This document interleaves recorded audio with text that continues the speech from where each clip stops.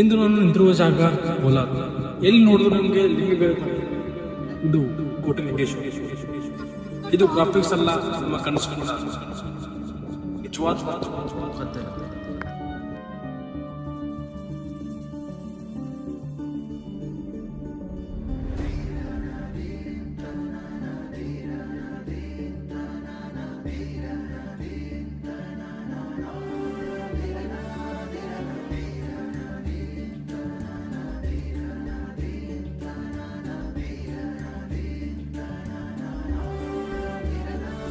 ಇದನ್ನ ತಯಾರಿಸಿದವರು ಶ್ರೀ ಸಾಂಬಶಿವಮೂರ್ತಿ ಸ್ವಾಮೀಜಿಗಳು 1970ರಲ್ಲಿ ಒಂದು ಚಿಕ್ಕ ಜಮೀನಿನಲ್ಲಿ ಒಂದು ಸಣ್ಣ ಲಿಂಗವನ್ನು ಸ್ಥಾಪನೆ ಮಾಡ್ತಾರೆ.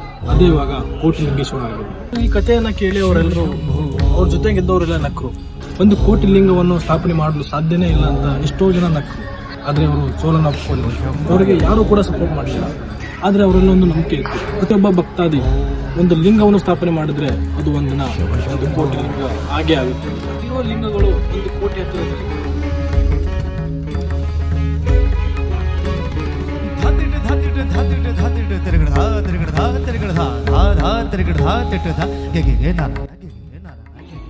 ಇಂದು ಇಲ್ಲಿರುವ ಶಿವಲಿಂಗಗಳು ಒಂದು ಕೋಟಿ ಹತ್ತಿರದಲ್ಲಿದೆ. ಇದರ ಹಿಂದೆ ಪ್ರತಿಯೊಬ್ಬ ಭಕ್ತಾದ ಹೆಸರನ್ನು ಹಾಕಲಾಗಿದೆ.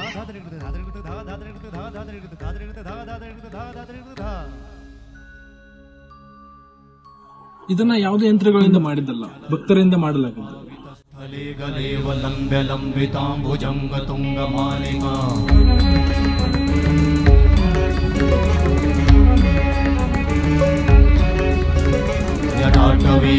जल प्रवाह पावित स्थले गलेवलंब्य लंबितांबुजंग तुंग मालिका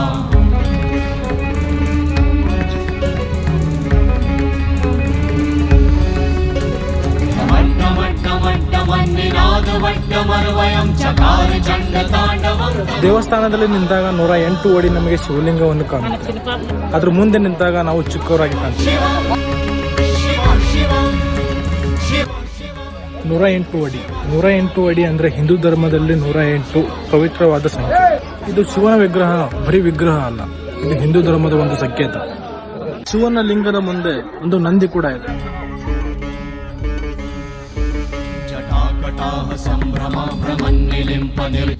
ಈ ಲಿಂಗಗಳು ಒಂದು ಕೋಟಿ ಆಗಿಲ್ಲ.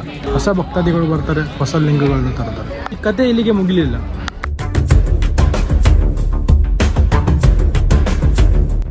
ಒಬ್ಬ ಸಾಮಾನ್ಯ ಮನುಷ್ಯನ ಕಲ್ಪನೆ ಇವತ್ತು ಕೋಟಿ ಲಿಂಗೇಶ್ವರ ಆಗಿದೆ. ಇದು ಕೋಟಿ ಲಿಂಗೇಶ್ವರ ಇತಿಹಾಸ ಅಲ್ಲ, ಇದು ನಿಜವಾದ ನಡೀತಿರುವ ಜೀವಂತ ಕತೆ.